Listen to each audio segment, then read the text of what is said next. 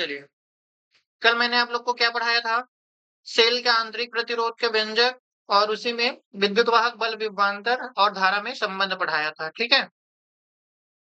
आज हम एक बहुत ही इंपॉर्टेंट टॉपिक पढ़ने वाले हैं, जो क्या है? किरचॉफ का नियम है, ठीक है?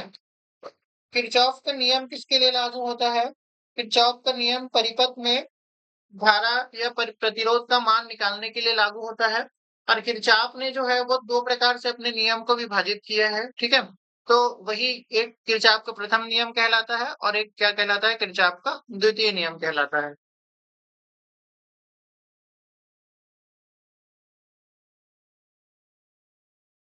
देखा, आज का जो हमारा टॉपिक है बहुत ही इंपॉर्टेंट है, किरचॉफ का नियम। कहीं कहीं पे ये किरचॉफ भी लिखा रहता है, तो उससे आपको टेंशन नहीं लेना है। किरचॉफ भी कहीं कहीं पे ये कई पुस्तक में लिखा मिल जाता है, ठीक है?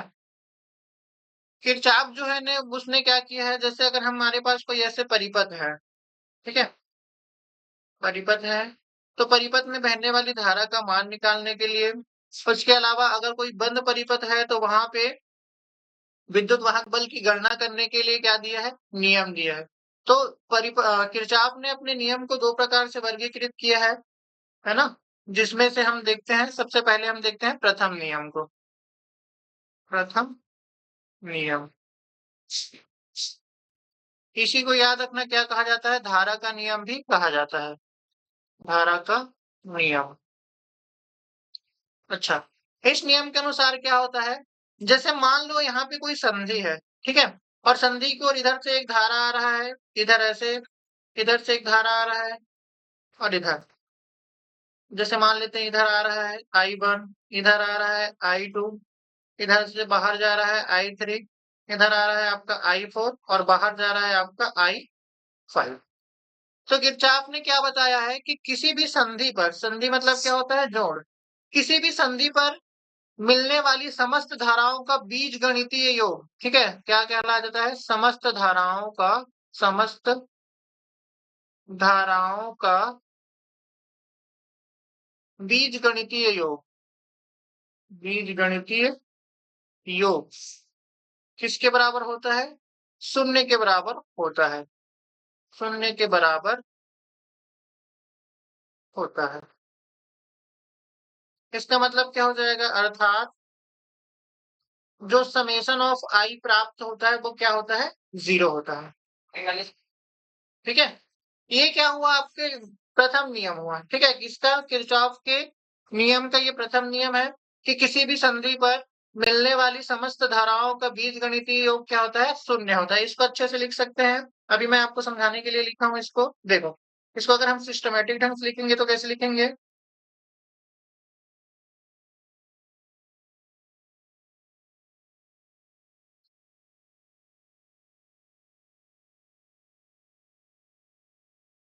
अगर इसी को हम सिस्टमेटिक ढंग से लिखेंगे तो क्या क्या हो जाएगा?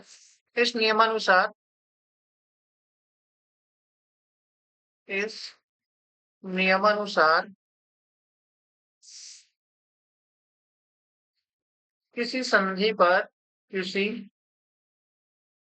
संधि पर मिलने वाली, किसी संधि पर मिलने वाली समस्त धाराओं का, समस्त धाराओं का बीजगणितीय योग, बीजगणितीय योग शून्य के बराबर होती है। शून्य के बराबर, ये इसका क्या आ जाएगा? स्टेटमेंट आ जाएगा। गणितीय रूप में इसको कैसे लिखेंगे? गणितीय रूप में, गणितीय रूप में इसको लिखा जाएगा summation of i is equal to zero, ठीक है? ये इसका क्या है? प्रथम नियम है। अब इसकी क्या आता है? प्रथम नियम को आपको व्याख्या पूछा जाएगा। क्या पूछा जाएगा? व्याख्या पूछा जाएगा। तो व्याख्या कैसे करना है वो समझिए।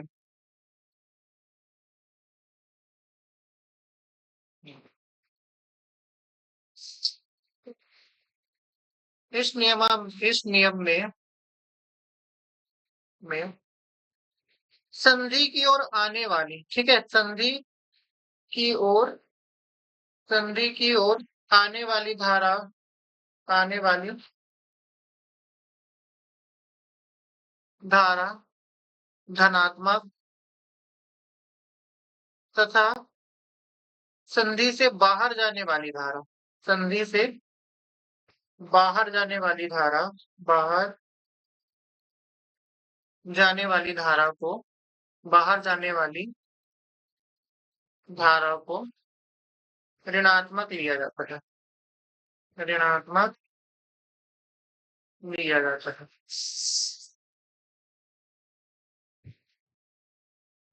ठीक है, अब देखो इसको समझो। जैसे हमारे पास क्या है, मान लेते हैं कि हमारे पास कोई ऐसे धारा है, ठीक है, हमारे पास क्या है, एक संधि लेते हैं और उस संधि पर बहुत सारी धाराओं का क्या करते हैं, हम बीजगणितीय योग निकालते हैं। तो किस प्रकार से निकलेगा वो समझिए।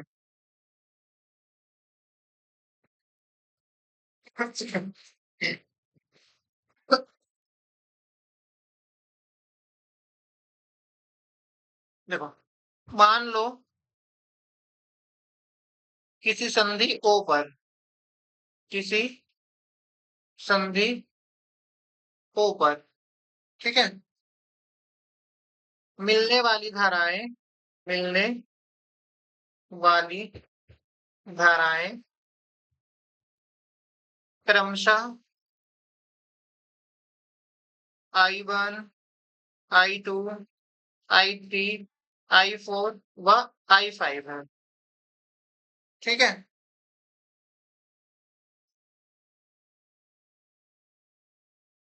इसमें से इसमें से I1 व I4 धाराएं, I1 व I4 धाराएं संधि की ओर तथा I2, I3 व I4 धाराएं संधि से बाहर की ओर निकलती है, संधि से बाहर की ओर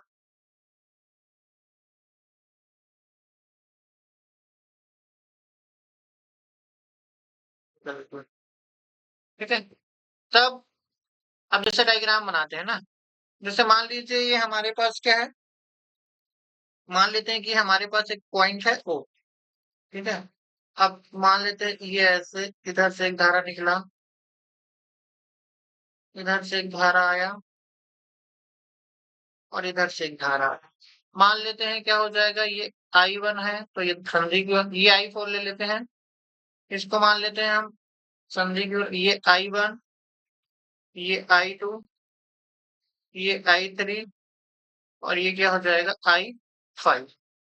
ये एक संधि है। अब किरचॉफ के नियम के अनुसार क्या हो जाएगा, तब किरचॉफ के प्रथम नियम से, किरचॉफ के प्रथम नियम से, प्रथम नियम से क्या हो जाएगा, इन धाराओं का समस्त बीजगणितीय योग किसके बराबर होगा, शून्य के बराबर होगा। अब देखो प्रथम नियम कैसे लागू होता है। सबसे पहले तो आपको क्या पता है कि इन जितनी भी धाराएं हैं उसका बीजगणितीय योग कितने के बराबर होगा, शून्य के बराबर होगा। लेकिन उस शून्य को लेने के लिए हमको क्या करना पड़ेगा, जो जो धाराएं संधि की ओर आ रहा है उसको धनात्मक लिया जाता है और जो जो धाराएं संधि से बाहर जा रहा है उसको क्या लिया जाता है, ऋणात्मक लिया जाता है। अब डायग्राम में देखो I1 जो है, यहाँ से देखो I1 कहाँ जा रहा है, संधि की ओर जा रहा है। I1 किधर जा रहा है, संधि की ओर जा रहा है। I4 भी किधर जा रहा है, संधि की ओर जा रहा है। I5 को देखोगे तो ये संधि से बाहर और ये भी संधि से बाहर और I2 भी किधर, संधि से बाहर। इसका मतलब क्या हो जाएगा, I1 आपका प्लस में रहेगा, I2 आपका किस में रहेगा, माइनस में, I3 भी आपका किस में रहेगा, माइनस में, I4 आपका प्लस में आएगा और I5 किस में आएगा, माइनस। और ये सब किसके बराबर, शून्य के बराबर। प्लस प्लस वाले को एक तरफ रख देते हैं, I1 प्लस क्या हो जाएगा I5 और ये बराबर होगा किसके, I2 प्लस I3 प्लस, अच्छा ये I4 है ना, ये I5 के। इसका मतलब क्या है, संधि की ओर आने वाली धारा, संधि की ओर आने वाली धारा का योग इक्वल है किसके? संधि से बाहर जाने वाली, संधि से बाहर जाने वाली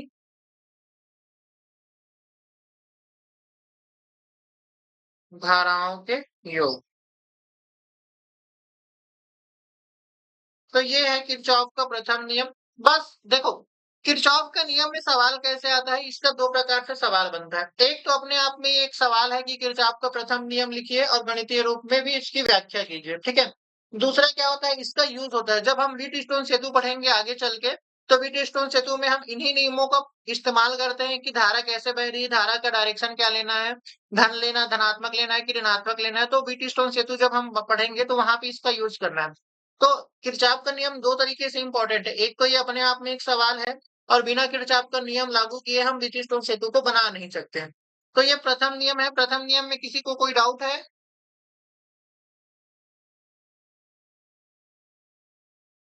समझ में आया प्रथम नियम? बस इतना याद रखना है कि कोई भी संधि है तो उस संधि पर जितनी भी धाराएं मिल रही हैं या उस संधि से जितनी भी धाराएं गुजर रही है, उनका बीजगणितीय योग या मतलब पूरा का योगफल कितने के बराबर होता है? शून्य के बराबर होता है।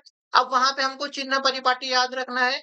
जो जो धाराएं किधर आ रही है, संधि की ओर आ रही है तो उसको धनात्मक लेंगे, और जो जो धाराएं संधि से दूर जा रही है मतलब संधि से पार करके निकल रही है, तो उसको क्या क्या लिया जाएगा? ऋणात्मक लिया जाएगा।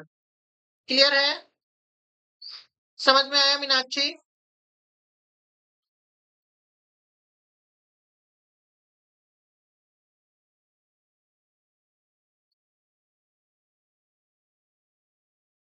समझ में आया कि नहीं आया? निशा समझ में आया?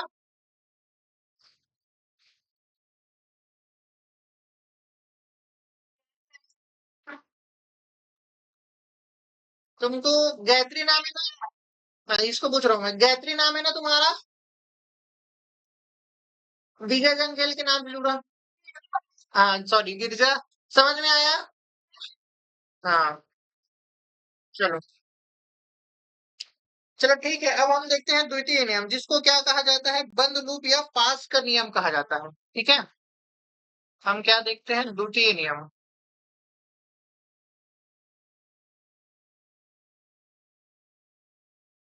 द्वितीय नियम, इसी को क्या कहा जाता है? बंद लूप या पास का नियम, पास का नियम। अच्छा, इसको बंद लूप या पास का नियम इसलिए कहा जाता है क्योंकि ये बंद परिपथ में लागू होता है, ठीक है। कहाँ पे लागू होता है? बंद परिपथ में लागू होता है, इसलिए इसे बंद लूप या बंद पास का नियम कहा जाता है। और इस नियम के एक सेकंड ना, स्क्रीन नहीं दिखाई दे रहा है?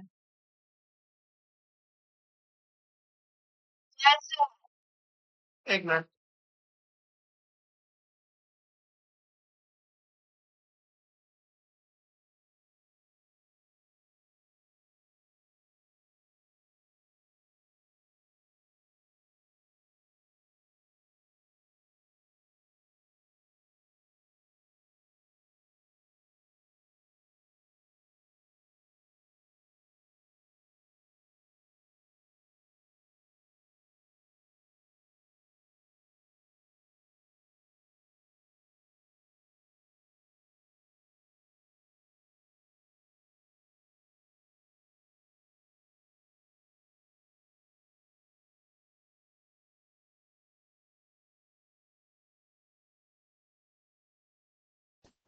आया क्या?